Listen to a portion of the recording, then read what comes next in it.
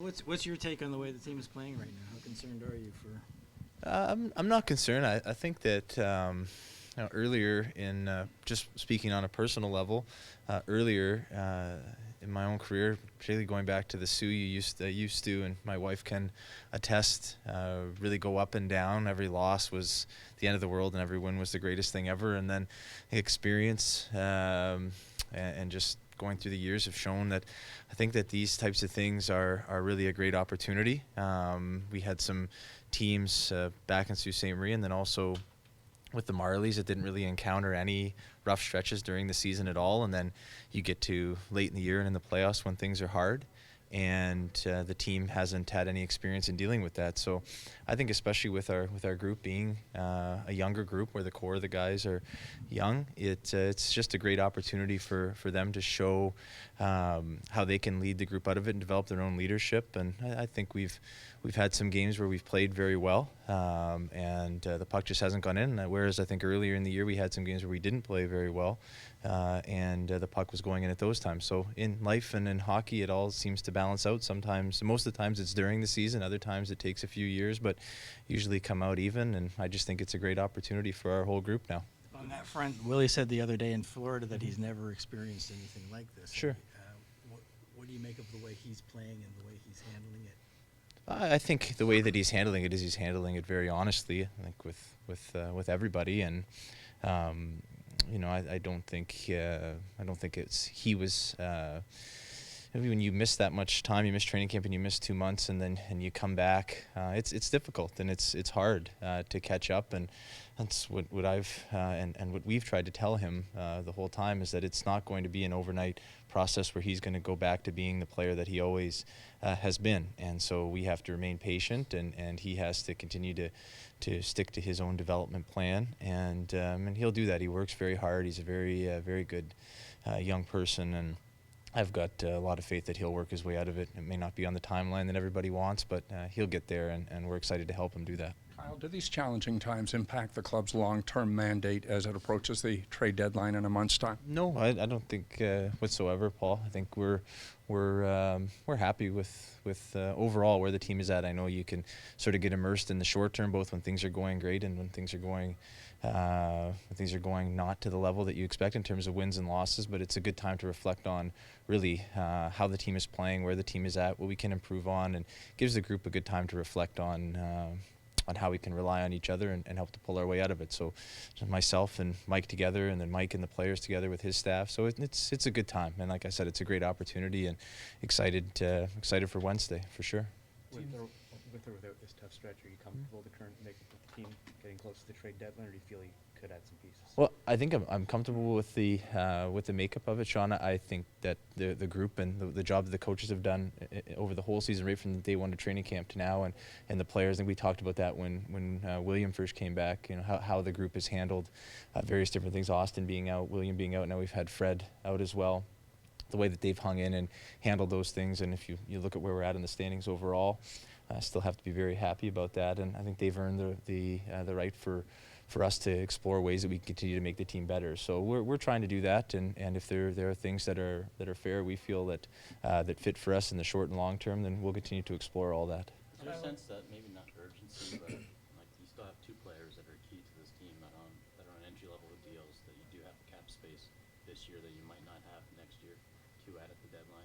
Maybe is that something that you have to be cognizant of? So is the question like next year we won't have the same luxuries that Mike is that? Yeah, like there's a window this year that's afforded because Austin and Mitch are both still on their entry level. Sure. Well, I totally understand the question. Our hope is that our window where we're in contention and continue to get better expands for many years, as many as humanly possible. But I think we do have some space now, and we can improve the group, and like I said, I think we'll continue to look to explore all those avenues to do that. You're right. We may not have the same cap space at the deadline in the future, but I think that's where we'll be expecting our development model and our program here, and some internal development of our guys. Have you made any progress on extensions for Mitch or Austin? I think with Austin, we continue to have very healthy dialogue with Judd Moldaver and Jeff Jackson. And when it comes to Mitch, I think Darren Ferris has been very overt in his stance on it publicly. And when we have a further update, we'll be letting everybody know. What beneficial I think as much clarity as you have on it. I don't want this to come off as anything other than reality. If we knew where all of our players would be and what our situation was, it would help us prepare for a number of factors. But that said, they're very big personal decisions for the players, and I don't want it to come off as we're putting pressure on them to do so. It's a life-changing decision for any player that's signing a long-term contract, not just the two of them, but many others, as it was for John in the summer and others who've re-signed or signed here. So yes, it would be selfishly for me beneficial, but for the players, I think they have to make sure that they're fully comfortable in going into any arrangement when they're fully happy and ready to do so. What do you think that there's been a dip in the team's overall play since Austin and Willie came back 20 games ago? I think 9-2 in the last 20. Is there any correlation to a letdown of getting more talent in the lineup? I don't know. I mean, I haven't really looked at that. I think when we analyze it, we're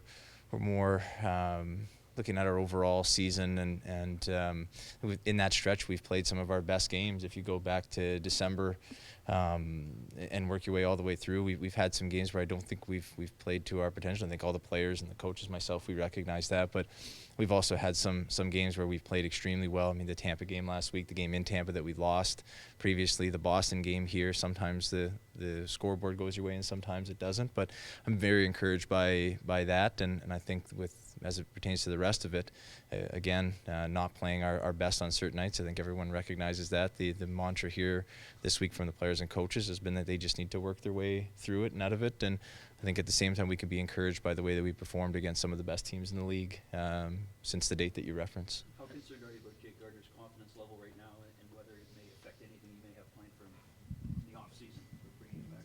Yeah, I'm right now just more worried about Jake getting back to 100% health. I don't worry so much about Jake's confidence level. Jake is Jake.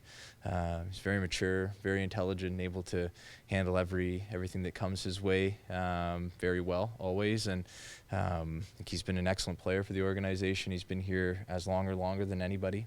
And the one thing that I would just reiterate is how important he's been to helping to turn the organization around. And I think that the fans and media it would be nice for them to recognize that and to be supportive. And Jake is a player that has the puck a lot, and when you play hockey and you have the puck a lot and you try to be creative and you make skill plays from time to time, they're not going to go your way. But I think with Jake, the positive far outrides the times when it doesn't go right. So that's why we like him, and that's why he's been so important for us over the last number of years, or since we've been here 5 years.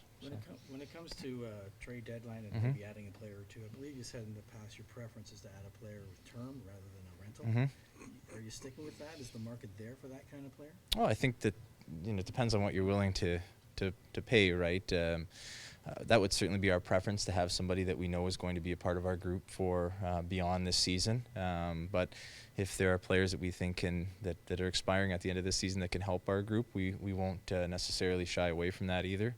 It's just finding the right people and players that can come into the locker room and help us, Kevin. Do you feel like you have the prospect capital to make that kind of move, or do you kind of have to look at the current roster? I have a real smart-ass answer to give you, but I'll shy away from it.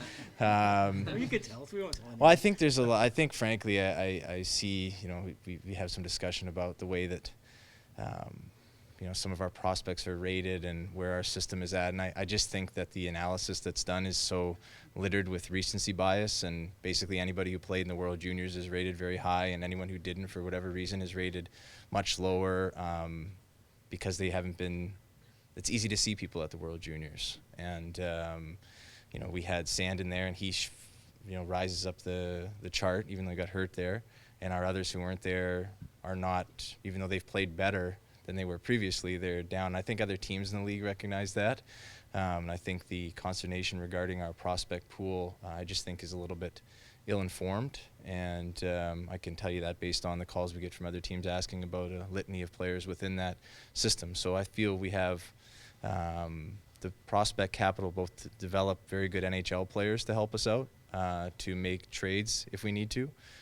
And we also have all of our draft picks and then some. So I think we're very well suited to do whatever we need to do, Jonas, with our when it comes to moving out various elements of our club to better our club now. What's the trade market like? How much calls are you taking, making, that sort of thing? I thought you're supposed to know that more than me. I want to confirm things. I mean, it's good. I think everyone's just doing their job right now, calling around, making sure you're aware of what's happening, and it's obviously it picked up there a little bit, and now it's sort of slow as teams go into this break, and various teams have pro scouting meetings and different things happening. So I think after the break or even heading in, it'll start to pick up again, and then it'll come to its peak by the 25th. You looking forward to that? I'm excited. Yeah, yeah.